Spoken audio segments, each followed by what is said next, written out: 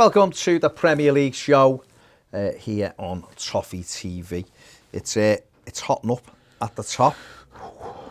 Hotting up at the top in the race for the Premier League. Liverpool and City both in action on Saturday. Liverpool was the early game. It's looked a tricky one on paper. Newcastle have been doing well of late. Yeah. And Liverpool, obviously, been doing well. They've been at Champions League and stuff like that. But went there and won by a single goal. And some people thought it was a foul by James Milner. But when you watched it again, he got the ball first. Liverpool won the game with Naby Keita goal. And then later on, Man City went to Leeds. And again, some people had said this is a real tough game for City. And they blew them away with a 4-0 win to keep it really tight at the top. And there's been a lot of talk, obviously, because it's these two again. And obviously the Champions League and all of that. Yeah. We're recording this before City play their second leg of the Champions League at Real Madrid. And there's been talk about whether Pep Guardiola needs to win the Champions League for people to really say that he's been a success in England, which I find berserk because City have been unbelievable since he's been here. That discussion has took place on this week's Last Fan Standing, so have a look at that. By his own high standards, Pep's mortified that he's not won the Champions League, and I think he's actually deep down really gutted that the fans don't care. I think he loves the Champions League. I was at the Managers Awards a few years ago, and like he had there 4 trophies or whatever, but like Jürgen had the European Cup, and there was a real like feeling of like, oh, that's the trophy that he's missed out on. He loves the European Cup. He knows that that's the one. That's how you cement yourself as a true managerial great. You can be a great at a club, and you can be good in a domestic league. But if you want to be counted as the all-time great, then you need to try and rack up major European honours. And so, yeah, by his own high standards, if he doesn't deliver it at his time at Man City, then he will feel as though he's failed, and he should do.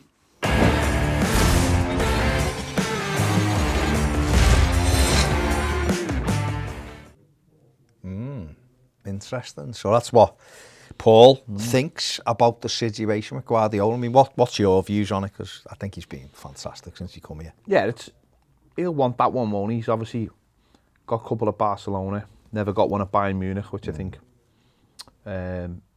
probably pained him. And he'll want one at Man City. And I think Man City need that Champions League to, confirm or to put them in that upper echelon. I think you've got to, if you want to be classed as one of the top clubs, I think you do need that Champions League. I think you do need to be able to say that you've done it when the club's at its highest, and I think that's where Manchester City are right now. It's obviously the best period of their history. And we've seen that with Chelsea. Chelsea, for a very long time, were looked upon as the upstarts, the new money and that kind of thing, and they've won a couple of Champions Leagues now, obviously still, the reigning holders. And when they got that first one, I think it just said to everybody that they did mean business.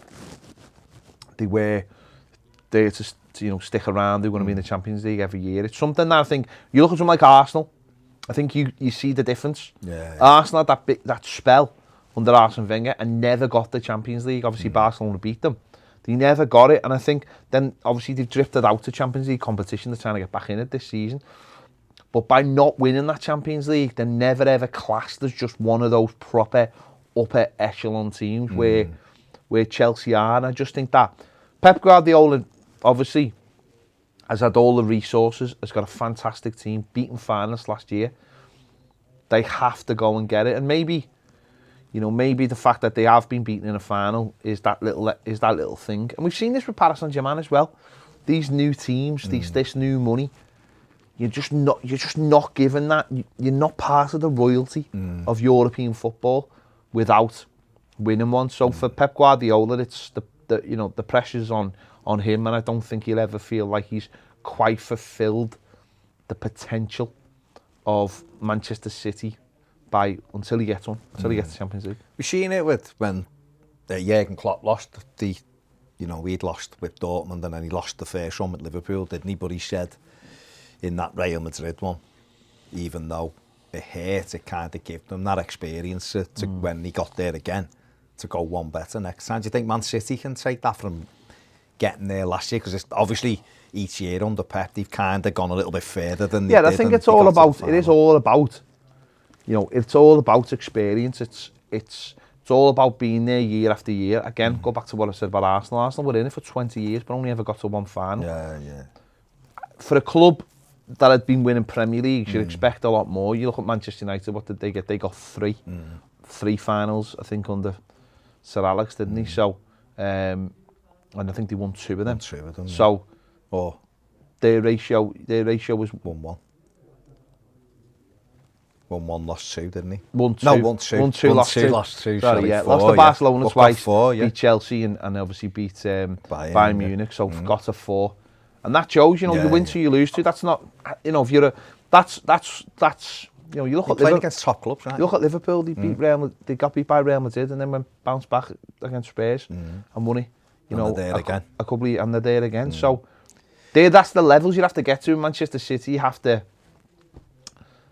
to be in there, and you know, if Pep never gets one, then he'll probably think himself he's a failure because his standards are so high. He's done. I mean, he has done domestically. He's done unbelievable with City, hasn't he? Oh yeah. Brilliant. They win the league most years. They won FA Cups, League Cups, but then you have to start judging yourself, don't you? At that higher level, you have to say, well, for Manchester City and Liverpool at the moment, they're so good. And there's basically nothing between them in the last few years. So it can be it's as thick as a piece of paper to put between them. So if you're going to define yourself as a club, you've got to look past the Premier League and look at, you know, because look at someone like Bayern Munich, they win their league every year, but they've only won like one Champions League in God knows how long. So it's, for Man City and Liverpool, they're always going to be battling out, or will be for the next few years. Yeah. So how they define themselves, if they're that next level, is the Champions League. And that's what Pep Guardiola's got to do, is win one this year, please. Yeah, I mean, obviously Liverpool are there. City, tough game at Real Madrid, but I think City can go there and win. He got 4 at Leeds, like you said, at the weekend. Rodri, Ahi, Gabriel Jesus and Fernandinho. And it really is nip and tuck now, isn't it? And it might, you know, both of them have got tough looking games on paper. Liverpool have got Spurs. I look at, I think Man City have got to go to West Ham. But who knows, could it be that when we get to the FA Cup weekend, when, you know, with Liverpool not playing, will that be the weekend sort of where they get that little bit of, City get that little bit of daylight because of it, and Liverpool playing catch? Going to be interesting, I think. I can see both of them winning every game, to be honest, till the end of the season. But that'll, again, if it went like that, we'll put a point between them again, which shows you the excellence of the two of them. Both and, phenomenal. You know, the boats went to what? Liverpool 16 points ahead of Chelsea. City 17 points ahead of Chelsea. Phenomenal. They're just the brilliant, aren't they? So yeah, it'll be interesting. I mean, can he take a bit of revenge, Pep, from losing obviously the FA Cup semi to Liverpool, have them in the Champions League final? He won't he wouldn't care less if about the FA Cup final. I don't think he did care less about the FA Cup final. You know, he wanted that little bit extra. It cost him on the day, but of course he's thinking about the bigger picture, and the bigger picture is the Premier League and Champions League, and you know, we'll see what happens. Very interesting. So them two remain at the top, just a point between them, which is incredible. At the other end, obviously the relegation battle is still going on, still keying on Saturday. Norwich City were relegated. They lost 2-0 at Aston Villa. Done all right for a while, but Villa made the breakthrough. Ollie Watkins just before half-time, and then it wasn't until Danny Ings in injury time. Give them the win, so Norwich were relegated. Watford and Burnley, I watched an hour of this, and Watford were on top. Burnley were much better second half, and Burnley ended up scoring twice in the last 7 minutes to win the game and give themselves a huge boost in the relegation battle, and put themselves 5 points ahead of Everton.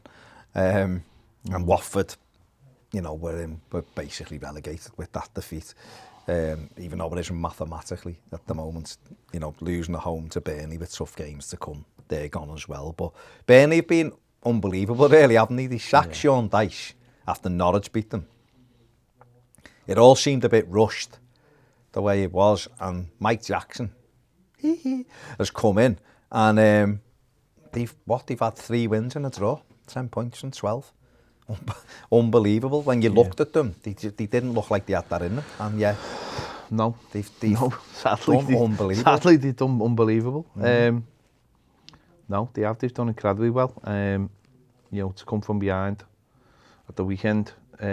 2 centre mid scoring as well. Yeah. Jack Corkham, Josh Brownwell. They kept going. Obviously, they knew they needed it, and they've got them, you know, and they'll be flying with confidence. They'll be thinking they can win every single game. So he's done unbelievably well. When I know a lot of people, when Dyche was sacked, Burnley fans thought that was it. Where it's, you know, I know, like Everton fans looked at it and went, oh God, because you just think that changed, that could be the thing, and it has.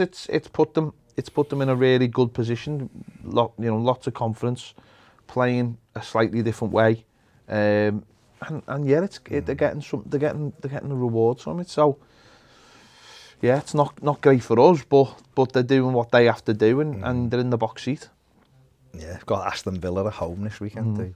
If Burnley were to win, they'd be 3 points behind Villa. And they've got to play them again. The shoulders. And they've got to play them again. So very, very interesting. Obviously on to Sunday, Everton then started the day because of Leeds getting beat 4-0 by City. Everton started the day 5 points adrift of both Leeds and Burnley, at home to European champions, World champions Chelsea. And Julie turned up a huge win under pressure. Another clean sheet at Goodison, that's 3 in the last 4. 10 points from 12 from the last 4 home games. So Everton have picked up, have put points on the board as well of late, haven't they? And we were sat here the other week saying, could be like 34 points, keeps you up or whatever. And Everton are on 32 and there's no chance 34 is keeping you up. I don't know why we thought that, because every year teams win games that you just don't expect towards the end of the season when you know the pressure's on them to win, and they've got to find something while other teams haven't got something to play for. We mentioned it last week with talking about the teams in the middle of the table not having something to play for, and Everton's need was more than Chelsea's, and even though Chelsea did all right and had chances, obviously, and Jordan Pickford made great saves, Everton got the breakthrough and managed, you know, with the help of the crowd and players giving absolutely everything, managed to get the 3 points, and Everton just have to keep that going. But you know, the likes of Burnley will keep that going. You know, we've mentioned the Leeds game with Manchester City, that dragged Leeds right back into it. Both obviously Burnley and Leeds now have got 2 points above Everton, but Everton have obviously got the game in hand. So it really is looking like it's going to come down to the wire, which I'm not sure physically how much I can take of that, but yeah, it really does look like. Again, it's very much like the top. It's you know, it's who makes that mistake, who you know, and I know there's probably more mistakes will be made, obviously, by Burnley, Leeds and Everton, but it really is getting down to the wire. And Everton's win basically relegated Watford. Well, Watford could go this weekend, couldn't they? They play their way to Crystal 12 points behind Leeds and Burnley, and I've got worse goal difference than 20 goals worse than Burnley. So they got 5 games, haven't they, left as well? 4. Oh, they got 4? Got 4. So Watford are relegated basically. Yeah. I mean, they're 10 points behind Everton. Yeah. So the 12. Well, they'll go this weekend. So obviously if Palace get the result. Yeah. And that'd be interesting going into the Everton game, because well, it's one or the other, isn't it? You're either free and you play well, or you're down and you're not arsed and you end up losing, and we'll have to, you know, hopefully it's the latter for us. They're not bothered. Dead interesting, Brentford and Southampton on 40 points. Everton have got 2 games in hand on them, and they looked way out of sight, and I'm not saying they're not out of sight, but there's been some discussion about Southampton, because they've got 3 games left. Liverpool at home's 1. That's the only home game they've got this season. They will lose, I imagine, because Liverpool, I expect to win every game, and they're away at Brentford at the weekend, and they go to Leicester last day. That's interesting, and isn't it? When they were purely safe the other, because they were on a brilliant run. They might just benefit from if Leicester get to the conference. But that's the last game. You'd always want to win that last home game No, I know, to but send you off, don't you? but if you've got No, that's interesting. It's mad, isn't it? But Sunday saw, obviously, we just talked about Chelsea there in third place. I've still got that buffer. But we then saw Spurs were playing Leicester at the same time. Spurs beat Leicester 3-1. Kane and Son, what a surprise. When it clicked, we talked about them last week because Spurs had a couple of games where they hadn't been able to score. Come back at the weekend, and obviously they were back on form and they got the goals in the Atsu. And obviously Leicester had played Roma on the Thursday, so it was a changed team. But and they were all right, Leicester, but Spurs put their chances away. And, Leicester had nothing for them, but Leicester had 61%. No, that's what I'm saying. They played only had 6 attempts. They played the way they normally play, but and it's a case of when you play against Leicester, which Everton will find this weekend, is they probably whatever team they put out will have a lot of the ball. You just have to take your time and take your chances when they come along. So they won 3-1 Spurs to put them back above Arsenal by a point, and then Arsenal went to West Ham in what looked a real tough game. Yeah, but West Ham were very much in a similar position. But they were in a similar position. They'd had obviously the game at they'd lost at home, hadn't they, in the first leg. But even so, Arsenal took the lead through Rob Holding. Jarrett Bowen equalised on half time, and it was Gabriel with the winner. Yeah, there was a bit of a moment though in this one. I thought it was a very contentious moment where Jarrett Bowen I think he was booked for diving. The West Ham Fabianski had come out, and he gets at it. It's a funny one this because Bowen gets done for diving, but if Bowen doesn't get out, Ramsdale, you mean? Ramsdale. Sorry, wrong keeper. Ramsdale flies Former out. Arsenal keeper Fabianski, of course. Ramsdale comes out, but if Bowen doesn't get out the way of him, Ramsdale breaks his leg. Like it's like a straight leg, and it just made. I found it I just found it a very interesting moment about how referees understand the game again. Where if you watch it, if Bowen doesn't get out the way of Ramsdale, he's going to break his leg. So how it's diving to avoid contact, not diving to win a penalty. That we say. Well, he was out at the box. Diving to get. But if you watch it, if Ramsdale touches him, he's going to really seriously hurt him. And Bowen gets up and sort of says, "What did you want me to do?" And I find it was just I just thought with all the stuff that's gone on, obviously Anthony Gordon and stuff the last couple of weeks, I thought it was a very interesting moment in the game. Could be hugely pivotal because I'm not, we've seen this before where people have been done for fouls where there hasn't been contact, but it's like, well, the intent. If he hadn't got out the way, you'd have broke his leg. I just thought it was a very interesting moment in how sometimes football is perceived and how diving is perceived, and when things are in the media and referees are like, I've got to watch their shoulders because last week someone gave a yellow card for diving, and this week I just thought that was a very interesting moment because, as I say, Ramsdale could have broke his leg. So big moments in the game, but big win for Arsenal. West Ham had more possession, Arsenal had more shots, but a huge win, and that took them back third. And the interesting fourth. I mean, the interesting thing if you're gonna question me, I'm gonna question you. No, but I'm telling you. But I was going to say the interesting thing is with Everton beating Chelsea, there's only 3 points between Arsenal and Chelsea. Well, it's a big weekend because obviously Arsenal have got Leeds and Spurs have got Liverpool away. Liverpool need to win. Chelsea have got Wolves at home. Yeah, Wolves. I'm not being funny. Wolves are got the flip-flop so far on the beach, and even their manager said last week. He said, "I'm glad the fans booed them." Obviously, Wolves played. Wolves got beat 3-0 by Brighton. In a mad one, Brighton don't score goals, and they missed the penalty. Brighton as well. Yeah, he missed one and then then scored. And the Bruno Lage come out and said that the fans deserved to boo them, and he was glad they did because they were so bad. So they've got the flip-flops on, but it's going to be very, very interesting. Still, Arsenal, imagine they got third place. That'd be very interesting. Scored 34 goals in 34 games, Wolves. Oh, well, we always knew. We always knew that it was always going to be. They don't score many goals. It was always going to be the fact. It was all about keeping the clean sheets. And they've, in the last few weeks, obviously they got beat by Burnley, and then, with the weekend. So it's mad, isn't it? Brighton are ninth, won one more game than Everton. It's those defeats. And they've won back-to-back games. It's those defeats for Everton. Well, when you look through it, Everton have won more. Everton have won the same amount of games as Crystal Palace, Southampton. One more than Burnley, Leeds, Watford, Norwich. And obviously, but it is just the defeats. Yeah, and obviously the weekend was capped off by Manchester United playing Brentford.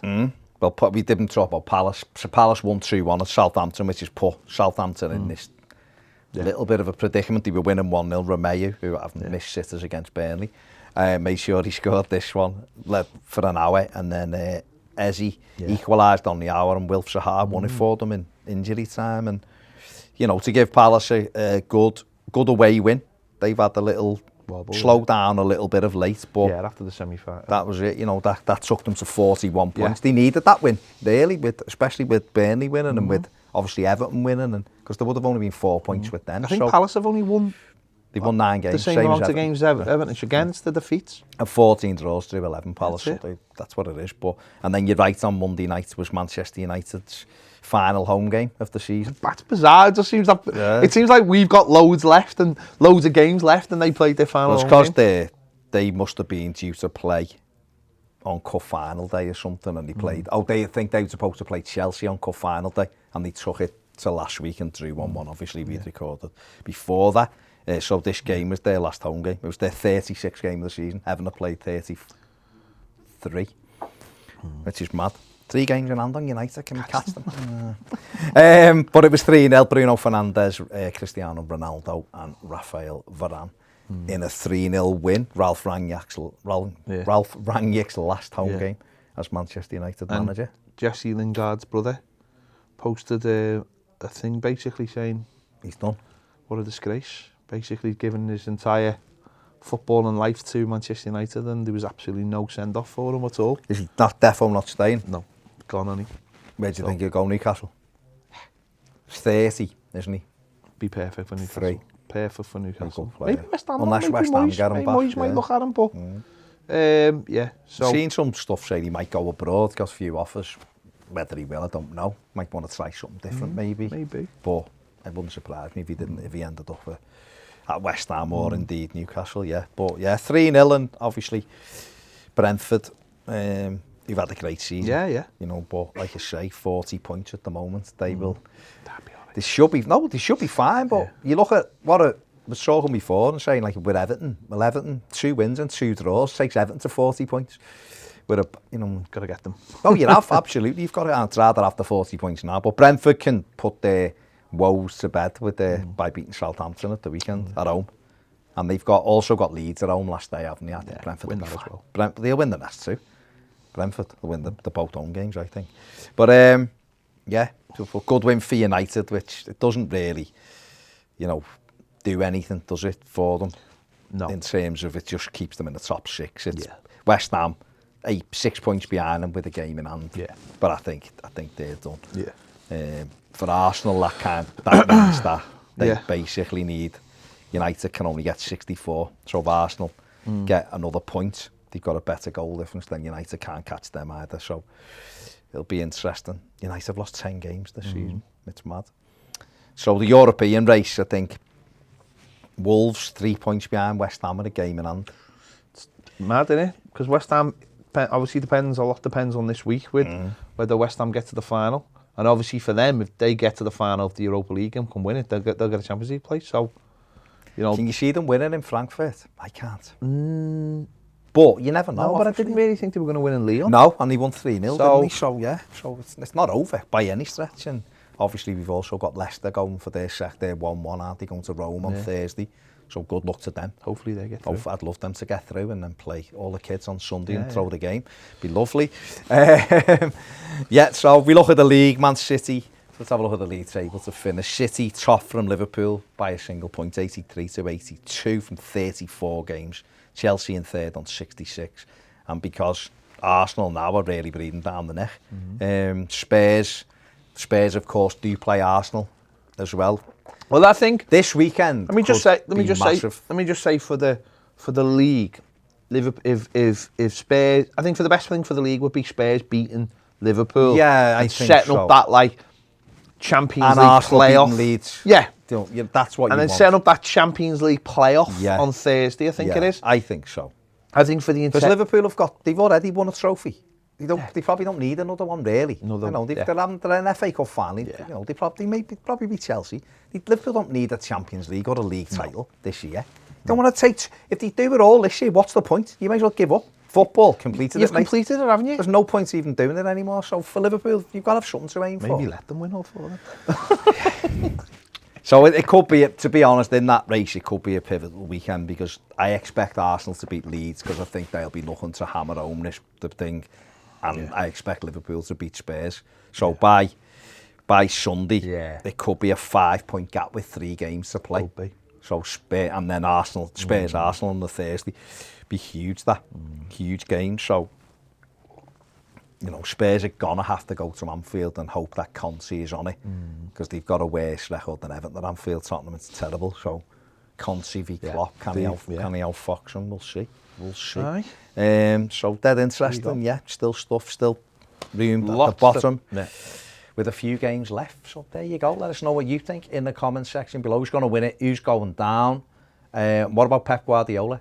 What's your views on him? Would he be seen as I wouldn't say failure because he's delivered so many trophies, but would it be like he hasn't actually, I think Pep put it best before, has he not fulfilled his potential if City don't win a Champions League? Let us know what you think. Check out the rest of the Last Man Standing video. The link will be in the description. Go over there, give it a like, give it a comment. Make sure you subscribe to us. Thanks for watching. We'll see you next week.